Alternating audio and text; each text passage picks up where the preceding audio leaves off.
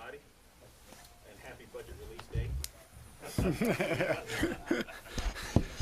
Today we are grateful to have with us Mr. John Roth, performing the duties of the Undersecretary of Defense for Comptroller, and Lieutenant General Anthony Ierardi, Joint Staff Director for Force Structure, Resources, and Assessment. This briefing will be 40 minutes in duration and on the record. We'll start off with a few opening comments, both gentlemen, and then we'll open the floor to questions. So with that, Mr. Roth, sir, over to you. Thank you, Eric. And good morning or good afternoon almost here. Good to see you all. I'm not going to do a dramatic reading of the book, I promise you. It's just there for reference in case I have to go to it.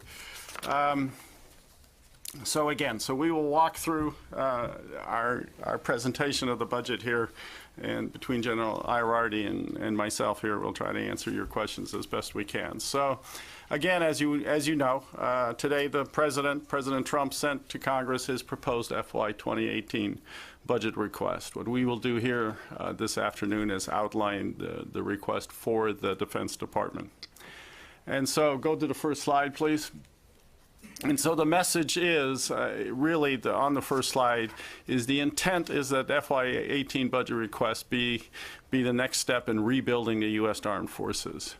And Secretary Mattis, from virtually the first day that he was in the building, had talked in terms of a three-step process here initially on how to get there in terms of getting ready, getting balanced, and getting bigger and more lethal. And so our request in fiscal year 2017 for the additional resources and finally culminating in the FY17 Appropriations Act was intended to address near-term readiness. And so with the additional resources we did in fact get in the FY 2017 budget, we are in the process of implementing that as we speak. With this FY 2018 budget request, we will build on the readiness improvements that we'll make here for the remainder of this fiscal year and add resources in order to balance the force. And we will walk through a little bit of some of the examples where we're going to do that. Ultimately, that's not the end of the journey. Our goal is that in fiscal year 2019 will be to sustain the gains that hopefully we will be able to make in fiscal year 2017 and 2018. And by that time, informed by the new defense strategy, we will build further to achieve a bigger, more lethal, and ready force. Next slide, please. So the numbers. The base budget request is $574.5 billion. The overseas contingency operation budget, $64.6 billion, for a total of $639.1 billion. This base budget request is $52 billion above the Defense Department's share of the FY 2018 defense budget cap in the current law, the Budget and Control Act. It is absolutely essential for us, in order to achieve the goals and in order to meet the strategy, we must increase the defense budget cap. We have to reverse defense sequestration in order to adequately protect U.S. national security. Since enactment of the Budget and Control Act in 2011, the world has become a more dangerous place with rising terrorism and more aggressive potential adversaries. Under the Budget and Control Act, the military has, during that same period of time, become smaller, readiness has eroded, and modernization has been deferred. That's not a good place to be. So this budget begins to balance the defense program and establishes a foundation for rebuilding the U.S. military into that more capable, lethal, and ready force. Next slide, please. So here are some of the major themes in terms from a budget perspective that inform the building of this budget. Again, as I continue to emphasize, improving warfighter readiness has been priority one for Secretary Mattis since he walked in the door. What does improving warfighter readiness mean? What will it result in? More aircraft in the air, more ships at sea, more troops in the field, and more munitions on hand in order to rebuild the current force. This budget also addresses the evolving national security challenges. First and foremost, we need to retain our counterterrorism and counterinsurgency competencies. We want to seek to preserve our competitive advantage versus our major adversaries, and we look to sustain our capability development for new warfighter concepts. A number of recapitalization areas. One of the highest priorities is to recapitalize and modernize the nuclear enterprise across the entire nuclear triad. We prioritize key investments in cyber and space capabilities. We continue to focus on innovation as a way to maintain our technological advantage. And we seek to sustain the finest fighting force in the world. Sensitive to the fact that we're asking for an awful lot of money from the American taxpayer, we look to continue to identify and pursue reforms to improve efficiencies and achieve cost savings. So those are the major themes in the budget. So like any good budgeteer, I have a couple of graphs. It'll make your eyes glass over here for the next 2 slides. What this slide is essentially a picture of the defense budget since 9/11. The blue is the base budget, and the gray is the overseas contingency operation budget. I draw your attention, the most important thing in this slide are the last 2 bars on the right, particularly the one on the, for fiscal year 17 and 18. Again, there's the numbers I just alluded to, the $574 billion. And you can see, in addition to being above the budget cap, it's also a significant increase over the enacted FY17 level there, which is $523 billion. You'll see on the top there in the gray, the overseas contingency operation budget. That is a distorted picture, and so I caution you. I think as many of you are aware that as the FY17 Appropriations Act was finalized, the congressional committees put all the additional resources we requested for particularly the readiness improvements, they put it all in the overseas contingency operation budget. And so that FY17 number is distorted. And so that makes your comparisons from 17 to 18 a little difficult.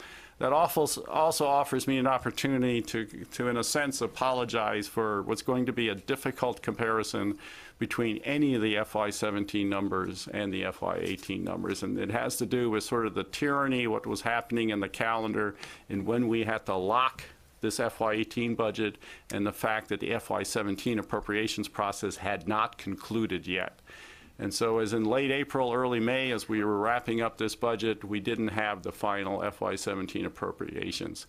So depending on which book you have, we're providing to you today, for example, an overview book and a weapons book and the like. The numbers you see there for the FY17 column are the FY17 budget request number. They're not the enacted numbers.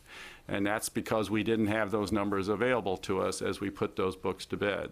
If you look at the Office of Management and Budgets documentation, all the books that they have, virtually all their FY17 numbers are essentially a mathematical calculation of a year-long continuing resolution. And so it's a mathematical number that doesn't have any particular programmatic basis. And so that distorts all the comparisons between 17 and 18.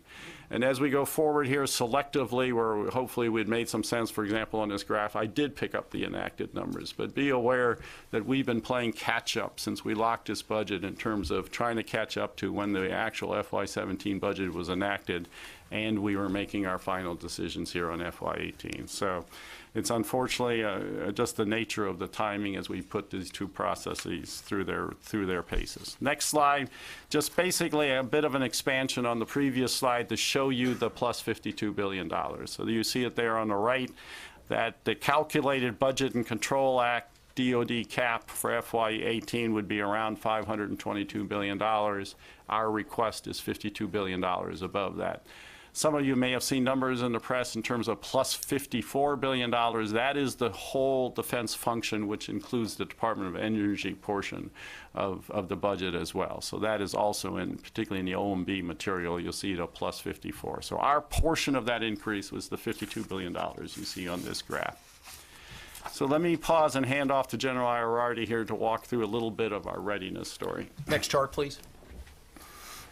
The FY18 request picks up after the supplemental appropriation for fiscal year 17. 17 was about addressing immediate warfighting readiness. In 18, we want to continue to build a baseline from which to move forward from regarding readiness.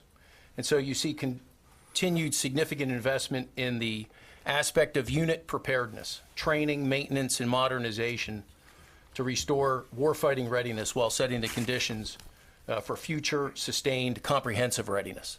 When we say comprehensive readiness, this being the balance between the capacity, the capability, and mission preparedness of our units. This budget also supports combatant commander exercises and engagements to increase joint training capability and invests in critical aviation munitions and ISR in support of combatant commander theater activities. Next chart. This chart describes the service, but just highlights service-specific increases or investments intended to increase readiness. And so you see here under each of these service entries, areas that would be that we will invest in regarding training, equipping, maintaining the force at higher levels than we had been under previous years, where decisions were made to ensure that the force is always ready to accomplish the mission to deploy to the theaters of operation that we're engaged in today, while in some ways sacrificing the long-term readiness of the force and the modernization of the force.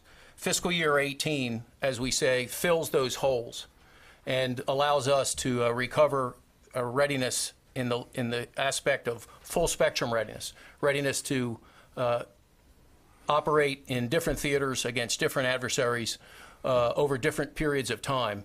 This budget allows us to be able to recover that readiness and, as I've said, establish a baseline from which to move forward from as we look to the future. Okay. Next slide. Next slide, very busy slide with lots of numbers, mostly just to provide that for your information.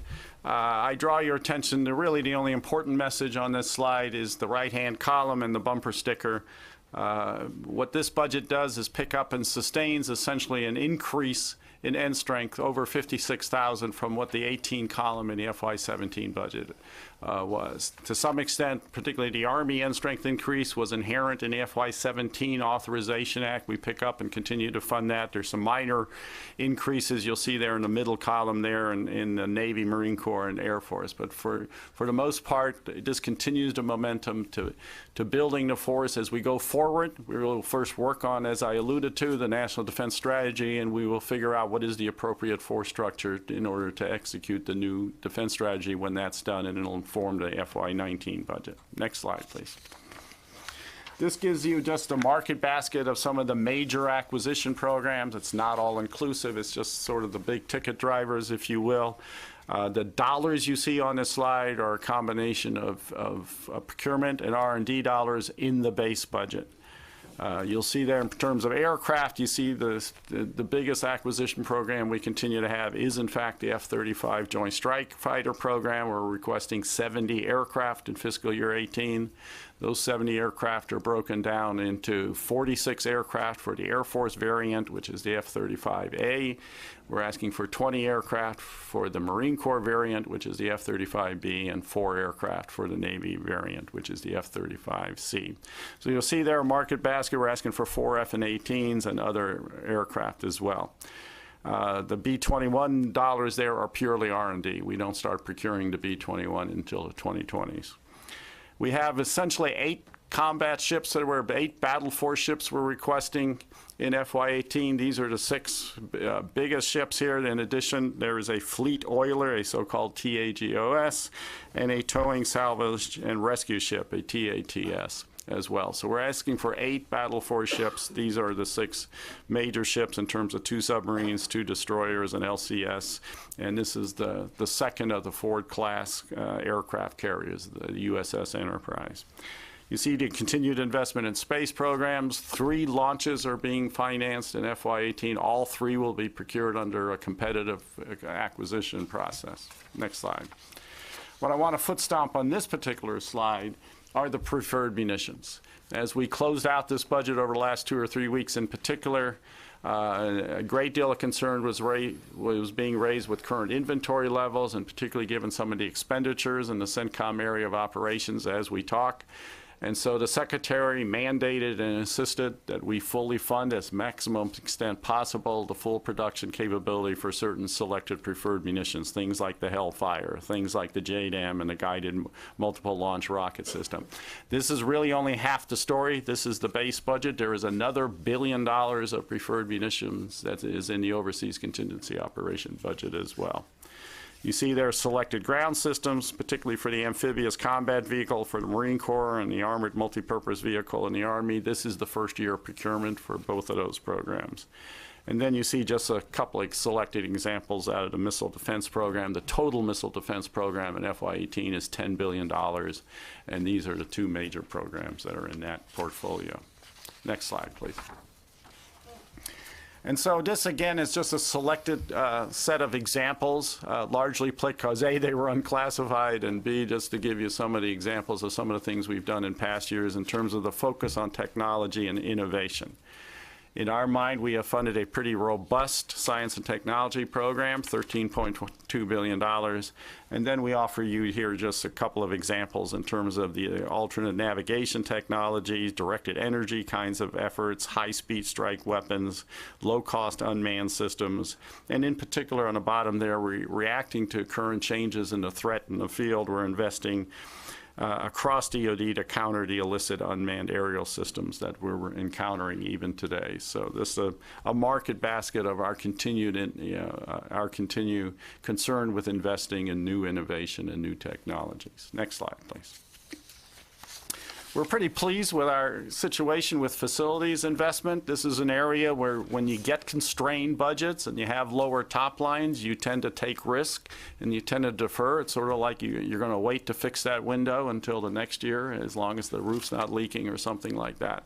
And so we've had pretty anemic military construction facilities budgets here over the last 4 or 5 years. So this year reflects a 25% increase in the military construction budget, going from $7.8 billion to $9.8 billion. There's a readiness nexus with this as well. We're investing in operational and training facilities and maintenance and production facilities in particular. As far as overseas, we continue to invest in the infrastructure to support the relocation of Marines from Japan to Guam. And my foot stomp on this slide is that we are seeking the authority once again to commence a new base realignment and closure round in 2021. We need to, in order to get a round done in 2021, you have to begin the analysis and begin the process here. It has been over 10 years since we've had a BRAC round. 2005 was the last year.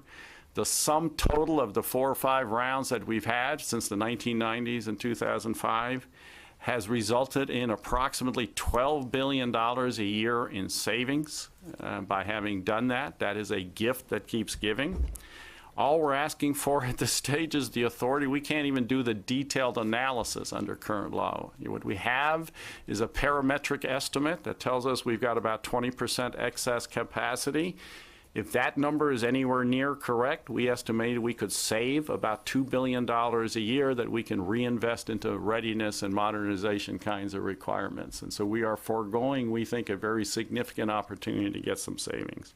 It's a very structured, systematic, rigorous process that ultimately Congress has the final say on. So again, we are asking for the authority for BRAC. We think we're getting some signals from at least a couple of committees that they're more amenable to it, and so we will be pushing that pretty hard. Next slide, please. We're also, again, as I noted, we continue to look at our business processes. The Secretary, when he came in as well, said that he had a rebuilding and reform agenda that he has in mind. And so there's a number of ongoing activities that we continue to pursue. We're continuing to look at the major headquarters and to reduce them by 25%. We continue with acquisition reform, particularly to better buying power 3.0. We continue to look at, take a hard look at our service support contracts and make sure that they're appropriate. And in particularly for us in the financial management world, 2018 is an extremely important year. We're going to move from getting ready for an audit to actually beginning the audits. And so that's an extraordinarily important year. We're going to learn a lot from it. There's going to be wins and losses that'll come out of that process. But what I always describe a little bit, spring training's over. We need to get on with the season. Okay, we need to get on to actually doing the audits, and we think we'll learn an awful lot in terms of getting us to where we need to be. Next slide, B. Similar here, what the theme in this slide is just some of the reforms that came out of the 2017 Authorization Act. As many of you are aware, we are reorganizing the acquisition community, breaking it into two undersecretaries, one a chief technology officer, another one in charge of acquisition and sustainment. We're in the process of standing up a chief management officer. We're going to elevate the cyber command into a standalone combatant command. And we're going to develop and implement a plan to reform the administration of the Defense Health Agency and the military treatment facilities. Again, smart things to do in terms of reorganizing the department, and hopefully will elicit a fair amount of savings. Next slide, please. We have actually a relatively modest set of compensation reforms this year, mostly sort of tweaking things at the margins. The goal here throughout this, in terms of our compensation packages, is to maintain the health of the force through a competitive compensation package that reflects the unique demands and sacrifices of our service members. And so our sense is this budget does that. This budget is going to ask for a 2.1% pay raise for military members and a 1.9% pay raise for the civilians, which is the government-wide rate for all civilians. We're going to seek some modifications to the military healthcare system. We continue to look at efforts, and for example, to rely on telehealth and some additional nurse advice lines and those kinds of things to try to improve the beneficiary's experience with the process. We'd like to exempt from any cost share or increase the medically retired and family members of those who die on active duty. We think that's just a tweak in the law that perhaps the Hill has overlooked. We did get from last year, and both in FY16 and 17, we did get a fair amount of the revised and simplification of the fee structure in the military healthcare system, but they grandfathered the provision for anybody who comes in at January 1, 2018. And what that did is, in effect, is pretty much wiped out any of the near-term savings and created what we think is an awkward two-tier system from those that will be under one system versus those that will be under another. So we're going to ask the Congress if they would consider eliminating the grandfathering. And we're very pleased with where we are with the blended retirement system. There is a widespread education and training program that is going on as we speak in order to educate the members in terms of the kinds of choices they now have, which are very similar to some of the choices many civilians have and the like. We're going to ask Congress if they would. The current law basically ends the matching for the military members at 26 years of service. And we're going to ask, at least for the enlisted members, that they be allowed to have the matching beyond the 26 years of service. Next slide, please. There's nothing particularly new on this slide, but I just want to emphasize we continue to have what we think is a very healthy and robust family assistance program, a family of benefits that you see there. We're investing $8 billion in this range of services, everything from spouse education, career assistance, morale, recreation, and welfare, and things like the schools and the commissaries and the like. So again, just to emphasize continued support to members and their families. Next slide, please. As far as the overseas contingency operations request, $64.6 billion. It basically supports the level of ongoing operations in Afghanistan, Iraq, and Syria. It also includes some additional security cooperation money for looking at counterterrorism, crisis response, and other things throughout the globe. It reflects a force level structure in Afghanistan of about 8,448, a force structure in Iraq of 5,765. And in particular, there is a major commitment to the European Reassurance Initiative. That goes up from $3.4 billion in FY17 to $4.8 billion in FY18.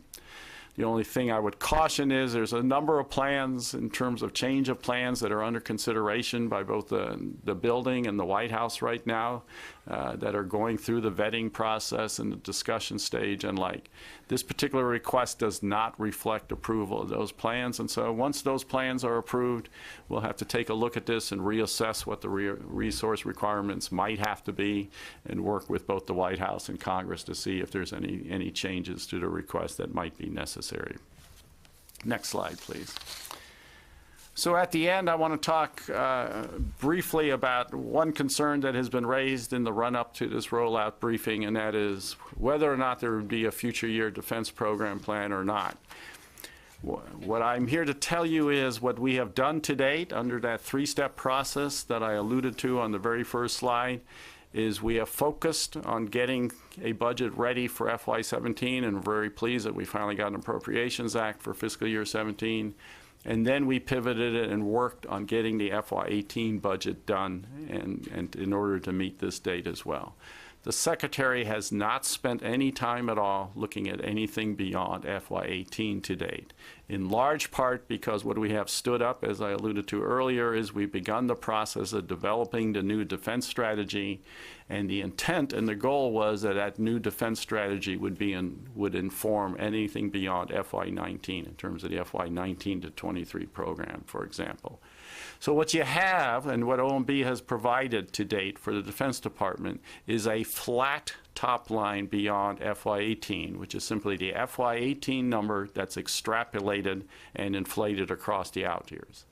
That is not the top line that we will be seeking here, particularly as we go to the FY19 budget. That line that you have in that flat line is not informed by strategy, and it's not informed by policy. And so I actually feel that any analysis or any comparisons of what is in that out-year profile and all is a relatively empty exercise, because one of the standard answers are going to be, we're going to have to go back and look at that this fall. That is not the number. You will not see a growth in force structure. You will not see a growth in the shipbuilding plan. You will not see a robust modernization program in the so-called current fit-up. And so therefore, I caution anybody from trying to make any comparisons.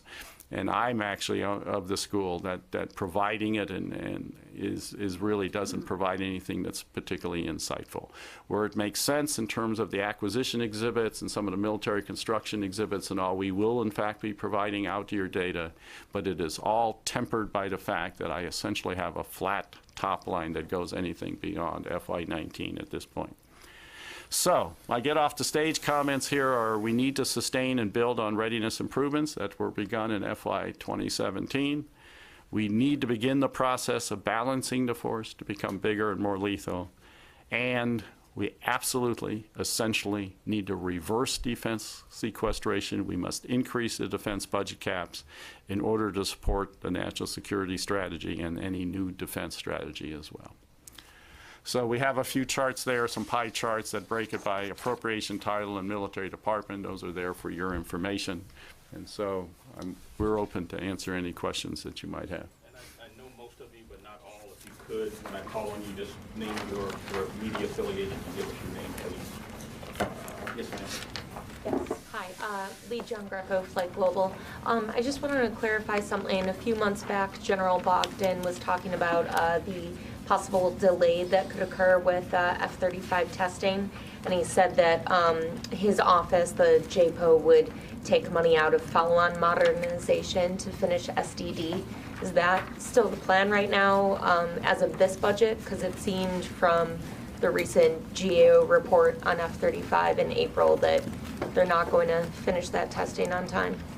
Yeah, I would defer to discussing it particularly with the Air Force and Navy. They will be following us in turn in terms of those kinds of details. We did look at the F-35 program as we finalized this budget. We did adjust both procurement and R&D funding appropriately to bring it up to date with where the program is today. And so I will say, mostly intuitively, I think we have in fact accommodated what General Brogdon was alluding to, but I defer to the Air Force and Navy to fill in more of the blanks for you. Could you quickly talk about the funding for the counter-Islamic State campaign? I see 1.7 billion in the OCO. Could you talk a bit about the train and equip fund and how that what the rationale for that was? Well, the rationale again is in fact, to provide. Our idea in terms of fighting the campaign is essentially a by, with, and through our partners kind of a campaign. So the train and equip money continues to be very important. All we really did, the only change, and then I'll defer to General Ierardi perhaps to fill in some more blanks here. All we did from a budget perspective is we had a separate Iraq train and equip fund in the FY17 request and a separate Syria train and equip fund. And so what we did is, actually with approval from last year's Authorization Act, is we combined those into a single train and equip fund to give us somewhat more flexibility. And the $1.8 billion request for that right now, our estimate is 1.3 of that would be for Iraq and 0.5 would be for Syria. But those are just notional estimates at this point. I don't have anything to add. Yeah. Hi, Aaron Meadow with Defense News. Just a couple of quick clarifying things. One, I think you said, but I want to make sure, the munitions request you put in was the maximum amount that the companies could handle actually producing. Yes, for those selected munitions, yes. Number two, there's a bunch of reform efforts that are mentioned in some of the budget documents. Are any of those new for FY18, or were those all NDAA? Yeah, for the most part, there were no particular new ones, but we haven't stopped looking is the partial answer to your question. Okay, the ones you see that were alluded to on that chart or that were in the overview book and those kinds of things, for the most part, are continuation of efforts we already had on hand. And so again, part of this has to do with the short period of time that the Secretary has been here, but he's made it very clear this is important to him, and so we will continue, particularly as we stand up the Chief Management Officer. Okay, and we will continue. One of their charters will be to take a look at the business processes of the department when in fact we get a new deputy secretary. That'll be pretty much one of his jobs, will be to take that on as in terms of looking kind of end to end in terms of our business processes and where and try to seek savings and improvements where we can. And just one last real wonky one. There's a note in the budget documents about NNSA funding. Essentially, it looks like DoD is shifting some funding from DoD to NNSA to kind of clear that up. Can you explain what that happens is before that's been an annual.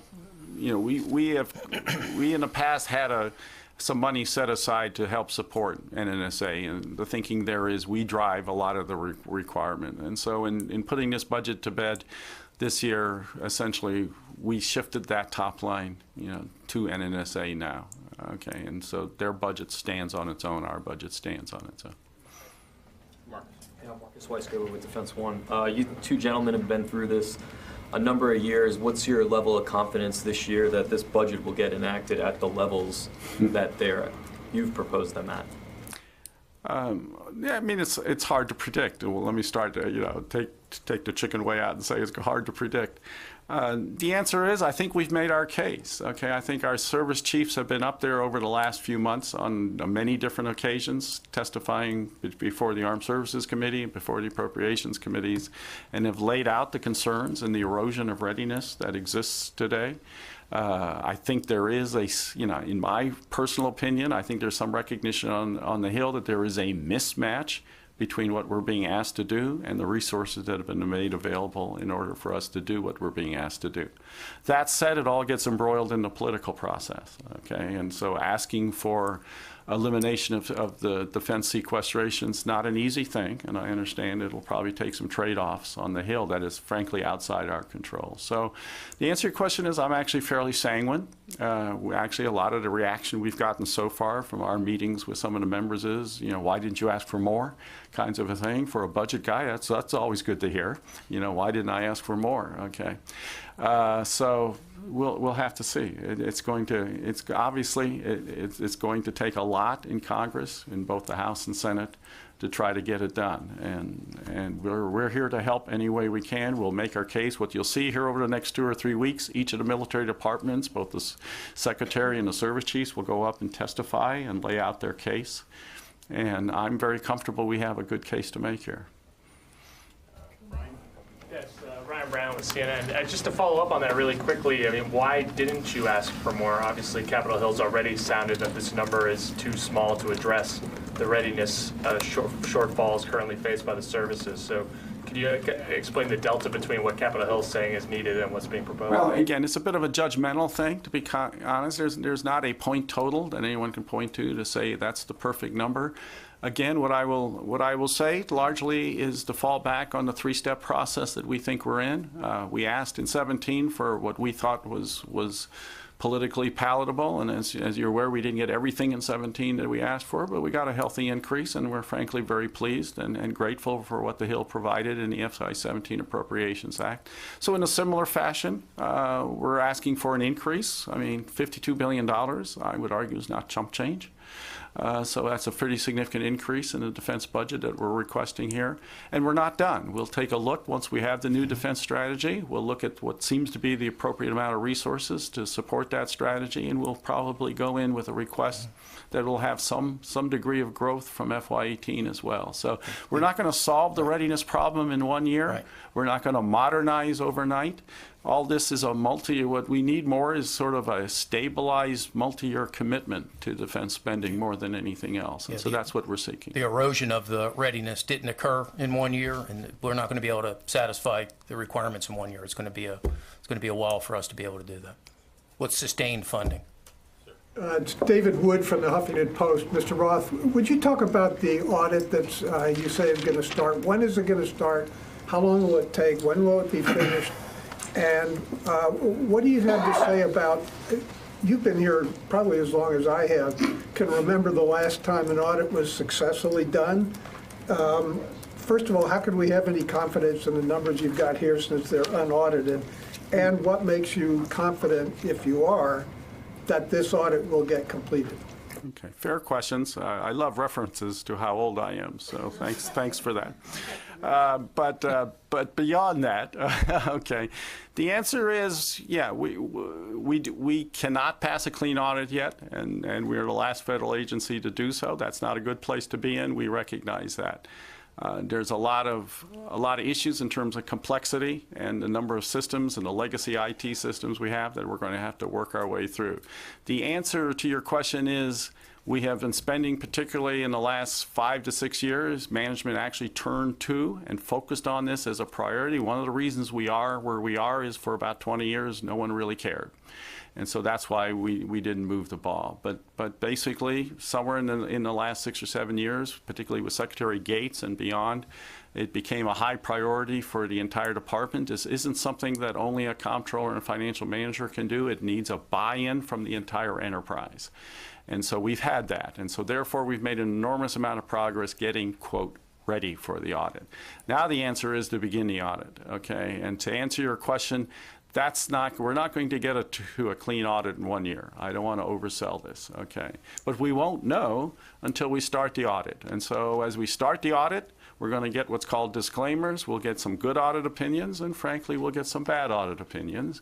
And those will lead to remediation efforts and look at things in terms of either changing business processes or changing accounting processes and the like.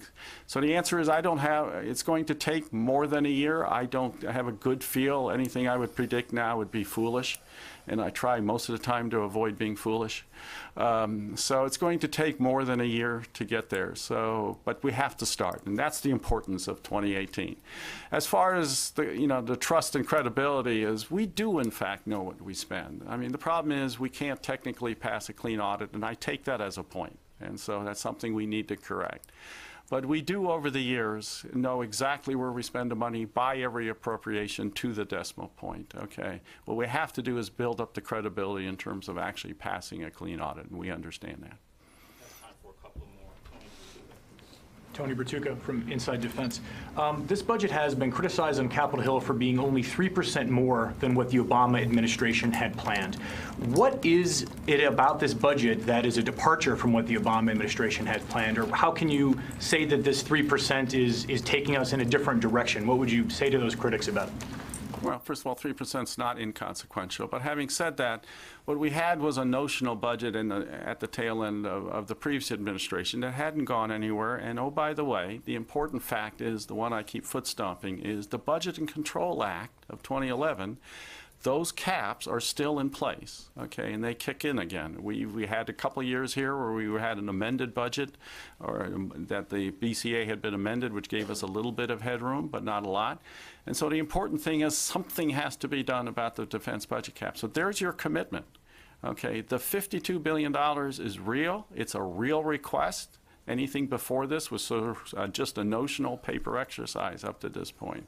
So it is a significant increase, as you saw when I showed you on the graph, and what was actually appropriated in fiscal year 17 was somewhere around $523 billion. We're asking for $574 billion. That is a significant increased commitment on the part of this administration to defense spending. And so that's really the answer to your question. Sorry, General. I was just going to say, reflected in terms of size increases in the force, additional capabilities in the services and in the joint force that result, in the cumulative effect of both the 17 budget and supplemental appropriation and this budget request. So our footing is firmer where the comprehensive readiness of the joint force is concerned, from which we would then depart from to become bigger and more lethal.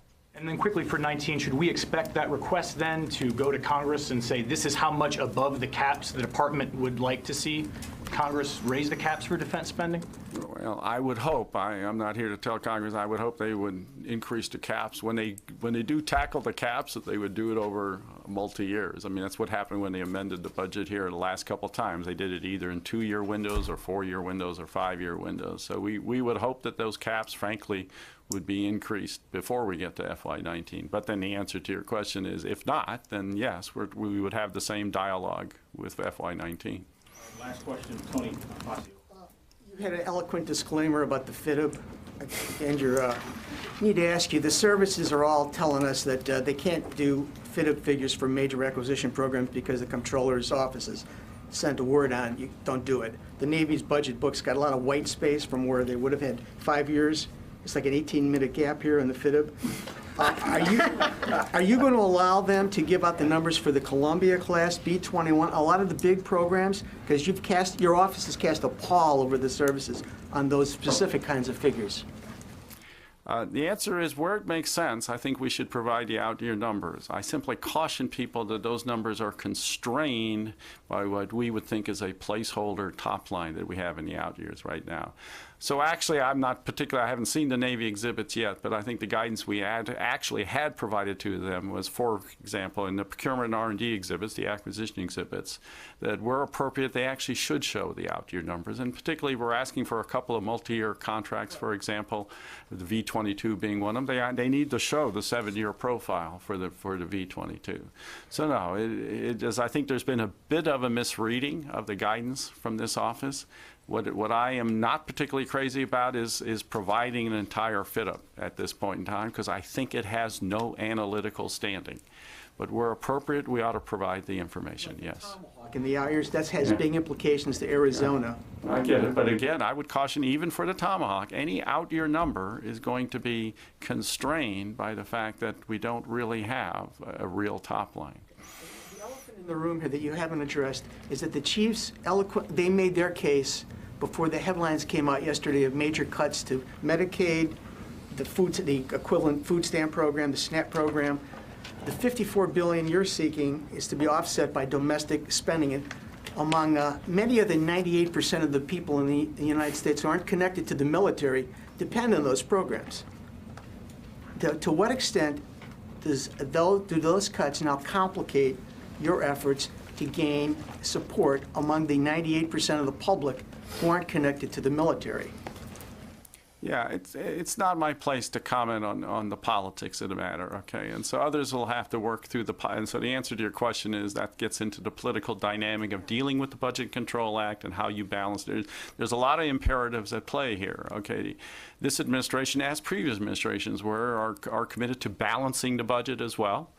And those kinds of goals and objectives. All I can tell you is, and all I can do, and the only thing appropriate for me to do is to outline what the Defense Department needs and requirements are. And then let it go into the public forum and let people debate that as they will and should. Well, General, you're going to go out to sell the budget, to articulate it to a lot of people who aren't connected to the military. And they say, why should we buy the F-35 if you're going to be cutting our food stamp equivalents? It's our responsibility to advocate for the force, for the need for a joint force that can do what the nation asks us to do to defend the nation. And so the world is a very dangerous place these days. And so I think there's a compelling. There is. I know there is a compelling justification for this budget to enhance the readiness of the force to the levels at which we request. So we've got all the time we have, folks. Thanks a lot. Appreciate it. Thank you. Thank you. Thank you.